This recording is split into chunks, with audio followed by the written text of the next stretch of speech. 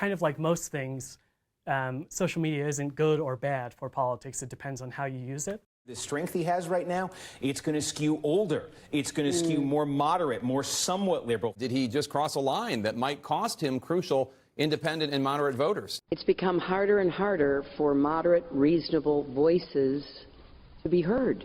Reasonable, crucial, all-important, whatever your description for them, moderate voters are supposed to be political pay dirt. If you can identify them, that is, and if you can get them to turn out to vote. What I was expecting was, as the election got closer, everyone would follow more political accounts.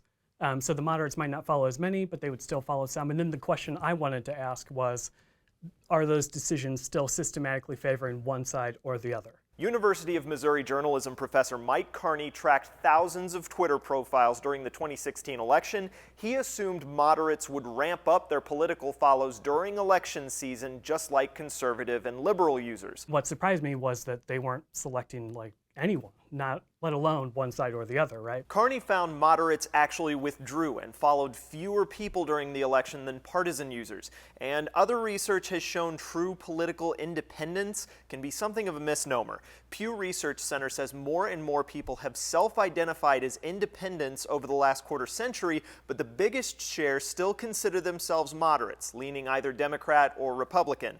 And the true independents, they only make up 7% of the population and often avoid politics. This phenomenon extends beyond Twitter as well, and we can see these polarized discussions happen, and we assume that everything that people talk about in the realm of politics is polarized, when really maybe a good representation of politics might be a lot of people ignoring it.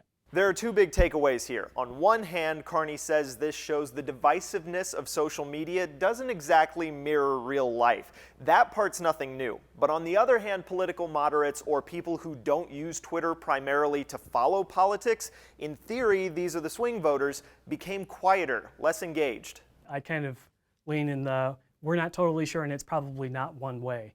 I think what we'll find over the course of the next 5 years, 10 years, 20 years is that if social media has an effect on people in the sense of, is it making people more polarized or is it bringing people and exposing them to more diverse viewpoints?